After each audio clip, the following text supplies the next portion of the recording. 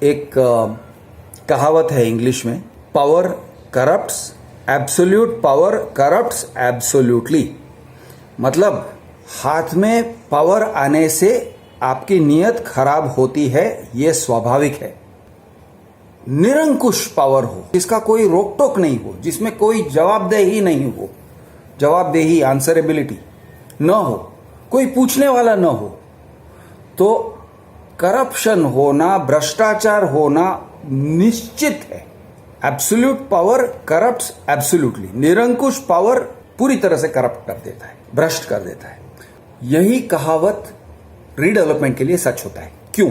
जब आपका cooperative housing society है, मैनेजिंग कमेटी वाले जनरल बॉडी का मन ऐसे भी मोड़ सकते हैं, ऐसे भी मोड़ सकते हैं, किसी भी तरह मोड़ सकते हैं।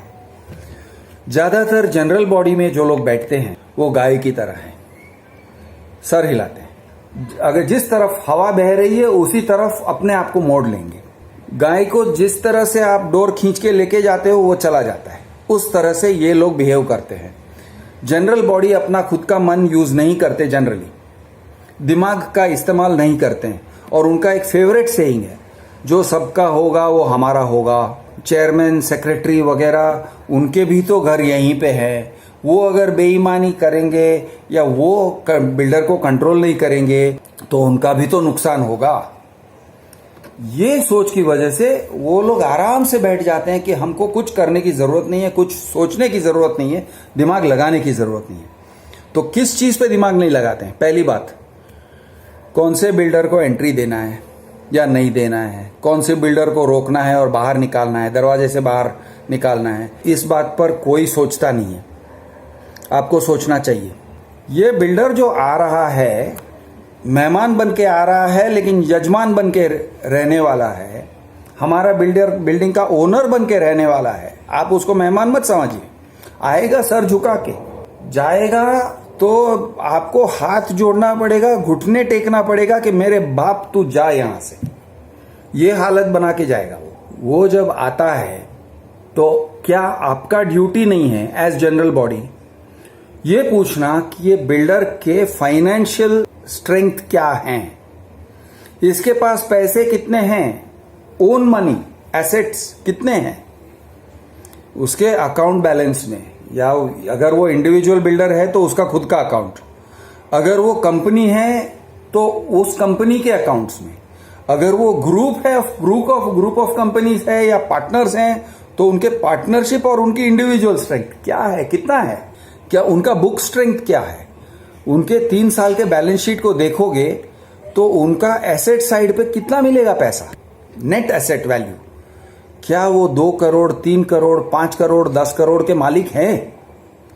अगर वो हैं तो शायद वो उसके अंदर उतना पावर है, उतनी उसका वजन है कि वो लोन लेके आपका प्रोजेक्ट कंप्लीट कर सकता है। लेकिन अगर उसका वैल्यू सिर्फ 20 लाख, 30 लाख, 50 लाख है, करोड़ तक भी नहीं पहुंचता है, और वो कहता है मैं तुम्हारे बिल्डिंग का 10 करोड़, 20 करोड़, 50 करोड़ का जो प्रोजेक्ट बनता है, यानी rehab component plus cell component बनाने का जो प्रोजेक्ट बनता है, मैं कर लूंगा। अरे 50 लाख तेरे पास है और तू 50 करोड़ का बिल्डिंग प्रोजेक्ट बनाने चला है। तो ये टाइप के जो लोग हैं, जुगाड़ू लोग, जुगाड़ू एस्टेट एजेंट्स आ जाएंगे, जुगाड़ू छोटे मोटे बिल्डर्स आ जाएंगे, जुगाड़ू किसी और टाइप इंडस्ट्री में है, होटल इंडस्ट्री में है, उनके पास पैसे हैं तो वो कहते हैं चलो मैं इस पे काबू कर लूंगा। बिल्कुल भ्रष्ट दिमाग लेके आने वाले लोग, खराब, यानी उनका इरादा पहले से ही खराब है। क्या इरादा है? ये इरादा हो सकता है कि मैं ये बिल्डिंग सोसाइटी पर काबू कर लूंगा। ये यानी कि काबू करना तो बड़ा आसान है, अगर डेवलपमेंट एग्रीमेंट साइन कर लिया तो हो गया। अब ये लोग मेरे बंदी हो गए, मैं उनका मास्टर हूं और वो मेरे गुलाम हैं। अब मैं उनका डोरी लेके ले जाऊंगा और किसी असली बिल्डर को दे दूंगा, और वो असली बिल्डर मुझे पैसे देगा और मुझे एक पार्टनर बना लेगा, और मुझे जो मिला 2 करोड़, 5 करोड़, 10 करोड़ सिर्फ बंदी बनाने का, सिर्फ बोलने के पैसे हैं। मेरा बुक स्ट्रेंथ कुछ भी नहीं है, लेकिन मैंने 10 करोड़ ऐसे ही कमा लिया फुकट में।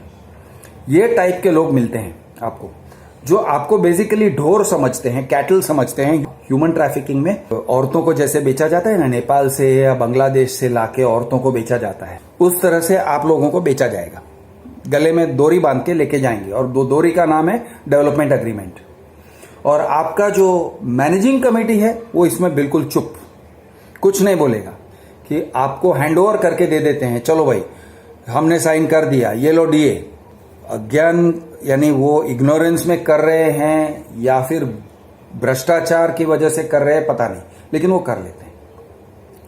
तो कौन से बिल्डर को रोकना चाहिए, ये दिमाग पहले आपका चलना चाहिए एज जनरल बॉडी, कि पहले हम देखेंगे कि ये बिल्डर का बुक स्ट्रेंथ क्या है। अब बिल्डर्स हमारा कॉन्फिडेंशियल मामला है बोलेंगे, हमें बताने की कोई जरूरत नहीं है बोलेंगे, मैं किधर से पैसे लाता हूं, तुमको जानने की जरूरत क्या है, ये टाइप के आर्ग्यूमेंट्स आप सुनोगे। अरे तुम्हारी ये हिम्मत कि हमसे ऐसे सवाल किया, ये ऐसे सब रुबाब दिखाएंगे, बोलेंगे नहीं। लेकिन उनके तरफ से उनके चेले चमचे बोलेंगे, जो शायद आपके सोसाइटी में बैठते हैं, आपके मैनेजिंग कमेटी में बैठते हैं या आपके जनरल बॉडी में बैठते हैं, चमचे लोग। अरे आप कैसे इनसे सवाल कर रहे हो, ये बहुत बड़े बिल्डर हैं, क्या आप रोमेल बिल्डर का नाम नहीं सुना, कैसे बात कर रहे हो यार, उनका यहां पर प्रोजेक्ट है, वहां पे प्रोजेक्ट है, हर जगह प्रोजेक्ट है, ऐसा सब करते हैं। अब कोई भी ब्रांड, अरे कोई भी ब्रांड नाम बोल दो, साई श्रद्धा, साई सिद्धि विनायक। अरे भाई कौन सिद्धि विनायक है, आप गूगल मार के देखो कितने सिद्धि विनायक बिल्डर्स हैं, एक नहीं है अनेक हैं।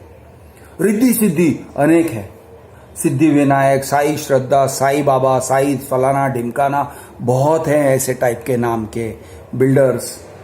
और ये कहेंगे अरे उसने इधर भी बिल्डिंग बनाया, उसने बोला अरे भाई देखा तूने, हमको डरा रहा है, तूने देखा है क्या। लेकिन लोग ऐसे नहीं बात करते हैं, सब लोग उसके फ्लो में चले जाएंगे, नहीं नहीं वो बोल रहा है तो सही हो गया होगा, मुंह बंद करके बैठ जाएंगे।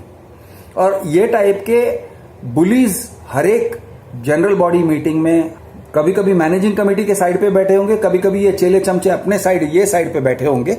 जनरल बॉडी मीटिंग में जनरल बॉडी में बैठते हैं और उनको पड़ी नहीं है कि बिल्डर कौन है, बस अपने आप को अच्छा बच्चा साबित करना है। अगर आप इनको रोक नहीं सकते हो, इनके ऊपर आप काबू नहीं पा सकते हो, आपका रीडेवलपमेंट कैसे सही चलेगा, मुझे ये बताइए।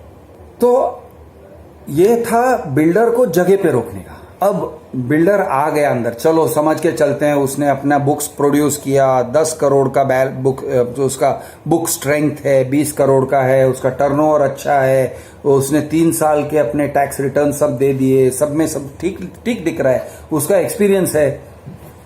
अब क्या आप बैठ सकते हो आराम से टेंशन छोड़ के? नहीं, आपको हर समय टेंशन रखना पड़ेगा, हर समय उसके ऊपर अंकुश रखना पड़ेगा, हर समय उसके ऊपर निगरानी रखनी पड़ेगी। आप ऐसे सोचो, एक औरत, सुंदर औरत अगर टैक्सी में बैठती है, वो भी रात को, शादी से आ रही है, किसी की शादी में गई थी, सब भारी भारी गहने पहने हुए हैं, सिल्क साड़ी और सुंदर औरत, ओके, वो बैठी टैक्सी में। टैक्सी में बैठना मतलब रीडेवलपमेंट शुरू करना, टैक्सी वाला मतलब बिल्डर। तो टैक्सी ड्राइवर का चेहरा ठीक से देख लो, वो गुंडे जैसे लग रहा है, टैक्सी में मत बैठो, पहला बात। लेकिन आप टैक्सी में बैठ गए, अब टैक्सी वाला कहता है मैडम आप मेरे ऊपर छोड़ दीजिए, मैं आपको कांदिवली पहुंचा दूंगा, आप टेंशन मत लो, आप आंखें बंद कर लो। ये गलत है, मत करो। आपको पूरी तरह से निगरानी रखनी पड़ेगी कि भाई तू किधर से निकाल रहा है, ये रास्ता क्या है, तू साइड के रास्ते से जा रहा है तो रुक, 1 सेकंड रुक जा, इधर ही रोक वरना मैं चिल्लाऊंगी, इधर ही रोक वरना मैं दरवाजा खोल के कूद जाऊंगी।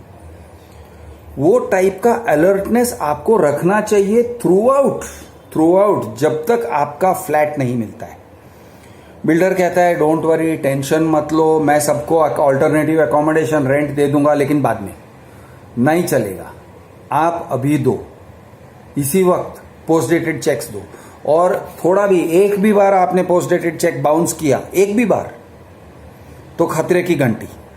2 बार किया, बॉस तुम्हारा जो ये बैंक गारंटी है ना, जब्त कर लेंगे हम, बात खत्म, चेक बाउंस करने की गलती मत करना।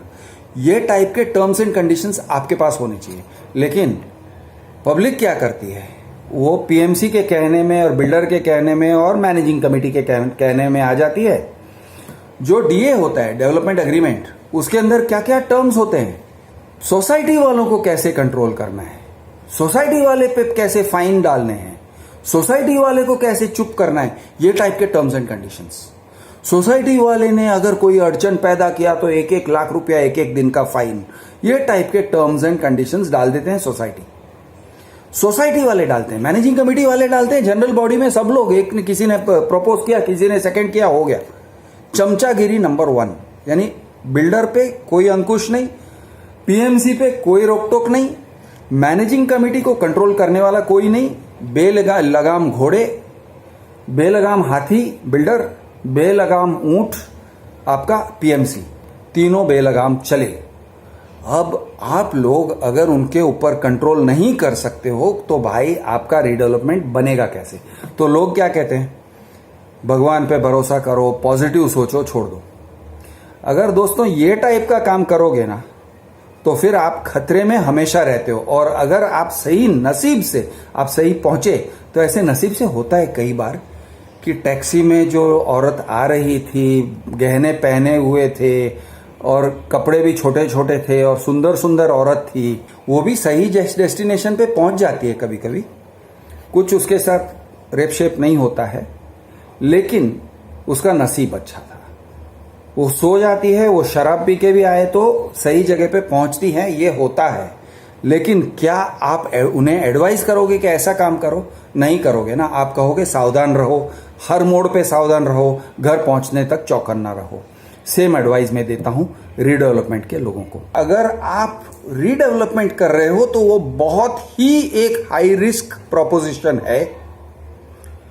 अब वो रिस्क को समझकर सही कदम उठा के, हर एक कदम सही पड़े वैसे अगर आप करते हो तो मुमकिन है, पॉसिबल है कि आप सही तरह से आपका नया घर बनने तक, यानी कि बिल्डिंग का रीडेवलपमेंट होने तक प्रोजेक्ट को सीधे लाइन में लेके जा सकते हो।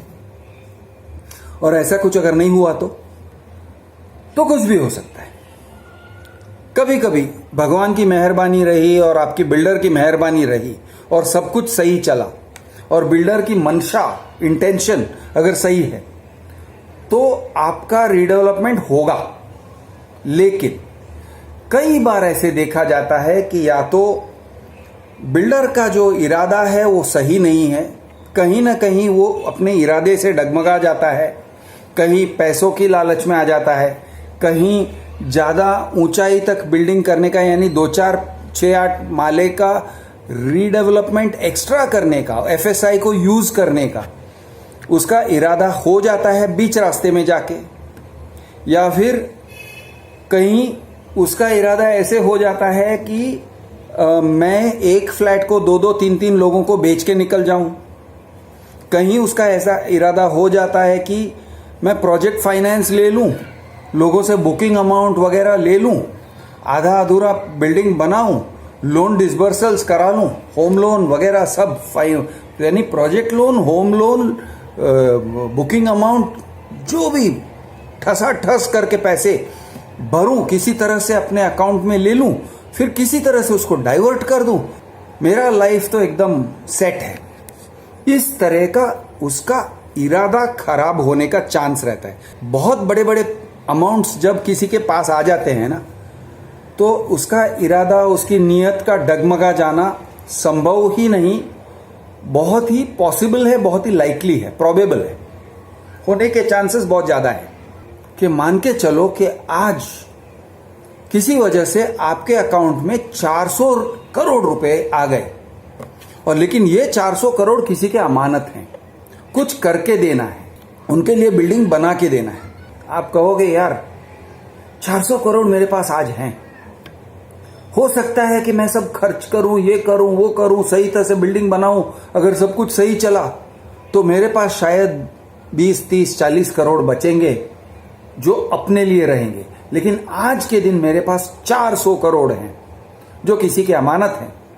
तो अमानत है तो क्या हुआ, उसको लेके कुछ ना कुछ कर लेते हैं यार, जुगाड़ कर लेते हैं यार, जाके ग्रीस या साइप्रस या कहीं पे रह लेते हैं, पैसों को डाइवर्ट कर लेते हैं। और ये टाइप के शैतानी दिमाग वाले चार्टर्ड अकाउंटेंट्स भी मिलते हैं, उनको एडवाइस देने वाले बहुत सारे लोग मिल जाते हैं। रीडेवलपमेंट बिल्डर के सामने बहुत बड़े बड़े टेम्पटेशंस आने वाले हैं और बहुत सारे लोग अपने टेम्पटेशन मतलब लालच को कंट्रोल नहीं कर पाते हैं। अगर लालच को कंट्रोल नहीं कर पाए तो आपका रीडेवलपमेंट आपके हाथ से गया। इंसान का जो नेचर है, इंसान की जो फितरत है, वो आपके लिए खतरा है। आपके मैनेजिंग कमेटी वाले भी वही टाइप के इंसान हैं। प्रोजेक्ट मैनेजमेंट कंसल्टेंट मतलब पीएमसी भी वैसा ही इंसान है। तो ये सारे लोग जो हैं वो अगर आपके हाथ से निकलकर बेलगाम घोड़े की तरह दौड़ने लगे, रीडेवलपमेंट मतलब कुछ भी करके कुछ भी तुम लोग कुछ बोल नहीं सकते हो, तुम्हारा मुंह बंद कर देना है, मतलब ऑर्डिनरी फ्लैट ओनर का मुंह बंद करके किसी तरह से कुछ भी कर लेना है, ये टाइप का अगर मेंटालिटी आ गया तो भगवान भी आपको नहीं बचाने आएगा। और ये होता है, हर टाइप के रीडेवलपमेंट में होता है, एसआरए के रीडेवलपमेंट में होता है, रेगुलर रीडेवलपमेंट में भी होता है। इसीलिए रीडेवलपमेंट्स रखड़ जाते हैं। ये एक बड़ा फैक्टर है। छोटी छोटी बातों में पहले वो गलत करता है, फिर वो देखता है कि अरे मैं गलत कर सकता हूं और कोई पकड़ने वाला नहीं है और कोई रोकने वाला नहीं है, तो वो बड़ी बड़ी बातों में गलत करना शुरू करता है। पहले छोटी चोरी करेगा, पता चलता है कि ये मुझे कोई ये नहीं कर सकता है, कंट्रोल नहीं कर सकता है, फिर वो बड़ी चोरी करने निकलेगा।